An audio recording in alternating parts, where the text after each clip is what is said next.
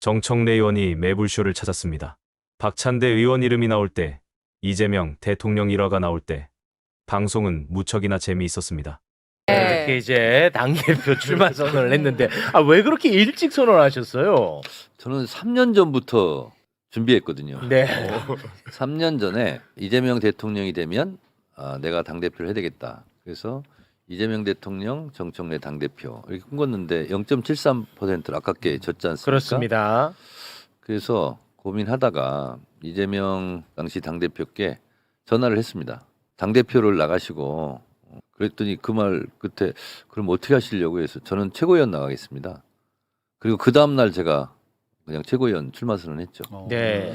그리고 이제 2년을 기다렸어요. 네. 근데 제가 이제 눈치가 빠르지 않습니까? 국민 눈치를 보는 정치인이잖아요. 네. 눈치를 보니까 이재명 당대표 연임을 좀 원할 것 같아요, 앞으로. 총선 직후에. 네. 그래서 제가 또 이재명 대표를 만나서 연임하셔야 되겠습니다. 그랬더니 아니 내가 또 왜 연임을 하냐고. 그래서 아닙니다. 아마 모르긴 몰라도 1, 2주 지나면 연임하지 않고서는 못 베길 겁니다. 그렇게 말씀드리고 제가 그냥 연임하시라. 저는 안 나가겠다. 네. 그래서 연임의 물꼬를 제가 텄죠. 네.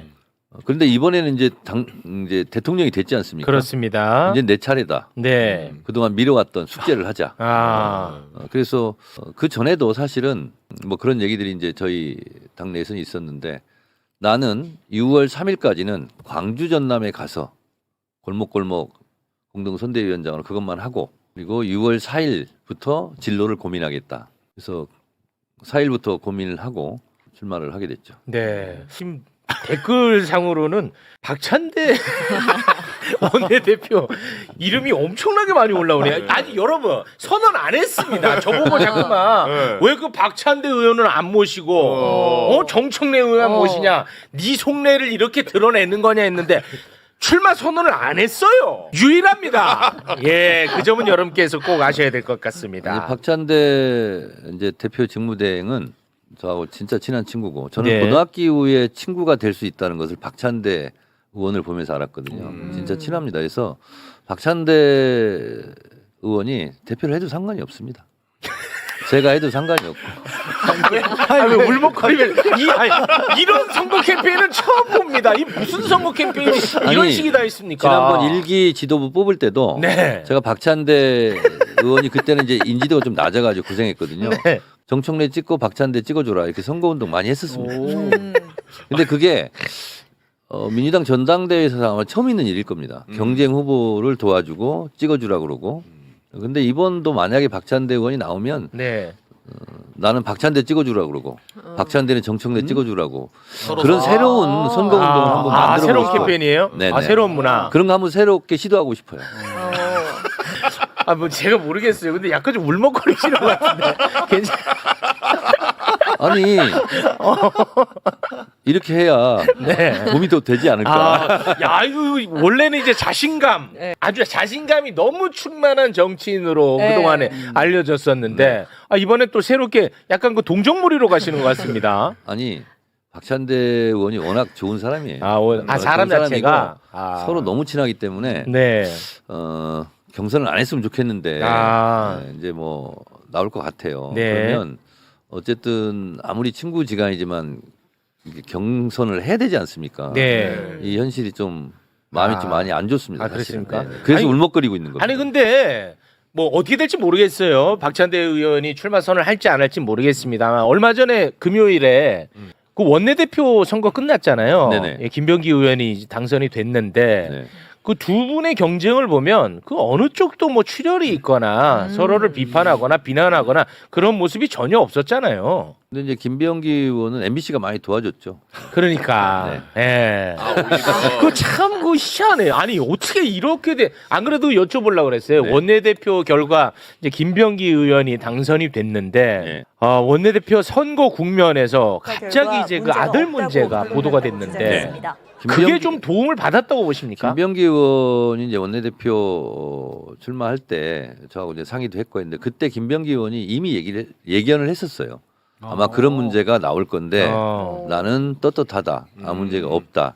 그래서 미리 대비하고 있었습니다. 그래서 오히려 MBC가 당한 꼴이 돼버렸죠. 미리 다 준비를 하고 있었거든요. 그 댓글을 기반으로 몇 가지만 또 질문을 하도록 하겠습니다. 당 대표가 이제 되면은 그 개그욕을 좀 잘 절제하고 관리를 해야 될 텐데 그게 가능하겠느냐라는 문자가 많이 올라오네요. 거기에는 제가 전문가죠.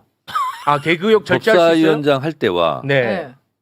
광주 전남 가서 선거운동 할 때가 너무 다르지 않습니까? 아. TPO에 충실한 사람입니다. 아, 지난번 사실 그 탄핵 국면에 네. 확실하게 그 보여주셨죠. 탄핵 국면 때. 헌법재판소 재판정에 가서는 너무 말을 안 했지 않습니까? 그랬습니다. 네. 네, 그래서 다 시기와 그 상황과 이런 거에 맞게 다 하는 거죠. 아. 근데 최욱 씨 여기 매불쇼 오면 사실은 굉장히 제가 개그하려고 엄청 노력한 결과예요.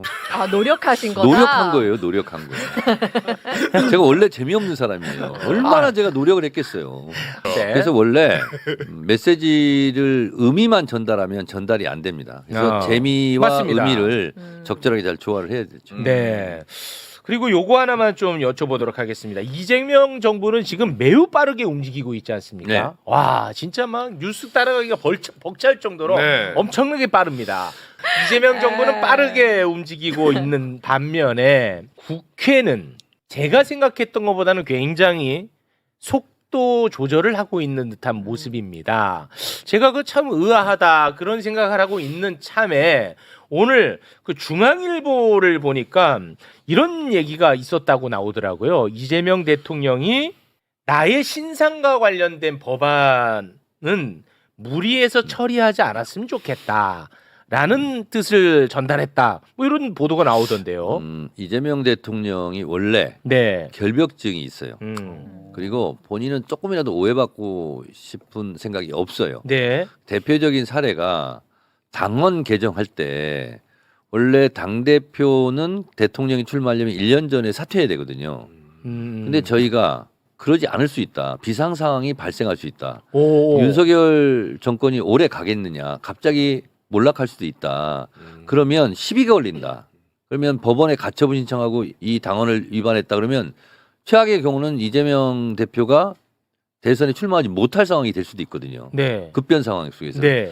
그래서 단서 조항을 붙여놔야 된다. 특별한 경우에는 그러하지 아니한다. 네. 1년 전에 사퇴하지 않았어도 대선에 출마할 수 있도록. 그래서 언론이 엄청 비판 많이 했잖아요. 근데 그 부분을. 본인은 극구 반대했어요. 네. 극구 반대했는데 안 된다. 결국은 제가 그거는 고집을 꺾지 않았어요. 아 진짜로요? 그렇습니다. 아 그거 의원님이 하신 거예요? 네, 장경태랑 근데 결국 그것 때문에 출마할 수 있었던 출마할 수 거잖아요. 있었어요. 아 왜냐면 내란 있을 줄 어떻게 알았어? 그렇죠. 네. 그래서 장경태 의원한테 네가 먼저 동을 떠라. 그리고 내가 마무리를 하겠다. 그래서 실제로 이재명 당시 당대표는 엄청 반대했습니다. 그거. 오. 오해받기 싫다고. 장경태 의원이 또 당원 단계에 밟거든요. 그래서 이건 꼭 해놔야 된다는 거예요. 어떤 상황이 어떻게 될지 모르는데 그때 가서 뭐 사람들이 대부분 뭐 컨센서스가 형성될 수 있지만 안 그러면 어떡하냐. 오. 그래서 그거는 미리 단서 조항을 다뤄놔야 된다. 오. 그래서 이재명 대표가 출마할 때 아무런 시비가 없었습니다. 야 정청래 지금 막 연호합니다. 정청래 연호합니다. 몰랐네 진짜. 이재명 대통령이 대선 후보에 출마할 때 잡음 없이 네. 이런 시비 없이 할 수 있었던 것은 저도 조금 노력한 지분이 있습니다. 아 의원님 그 방송 나가가지고 네. 이상한 유머하지 말고 이런 얘기하세요. 안 알려진 거. 이런 네. 걸 좀 연구해서 물어보세요. 이걸 내가 어떻게 알고 묻냐. 맨날 웃긴 것만 물어보니까. 그래서 얼마 전에도 장경태 의원하고 둘이 그 얘기 했어요. 그때 우리가 안 고쳐놨으면 큰일 날 뻔했다. 법원에 가처분 신청 아 진짜 가서 아찔하네. 가처분이 인용되면 어떡할 뻔했냐. 맞아. 그런 것처럼 지금 대통령께서는 예를 들면 재판 중지나 이런 거는 본인 문제하고 결부돼 있기 때문에 내 문제라고 생각할 수도 있어요. 아, 근데 저는- 그것과는 별개의 문제입니다. 아니, 그러니까 안 그래도 저는 이 보도 보자마자 나는 완전히 이재명 대통령과 생각을 달리하거든요.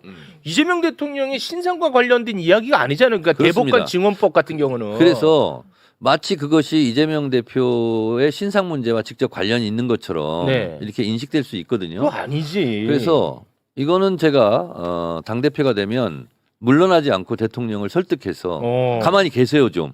제가 알아서 하겠습니다. 네. 이렇게 하겠습니다. 아니 그 실제로 그 대법관 증언법 같은 경우는 국민의힘 전신 네. 의원들이 다 증언법을 주장을 했었어. 아 이전에요? 심지어 권성동이도 세게 주장을 했더라고. 아, 그러니까 이거는 이재명 대통령 신상과 관련된 부분이 전혀 아니야. 한나라당이 낸 안은 대법관을 정원하는 겁니다. 적어도 24명쯤은 돼야 재판 부담을 2분의 1로 경감할 수는 있지 않느냐. 이런 우리나라 14분의 대법관들이 하는 1년 총 사건 수가 2만 5천 건입니다. 예.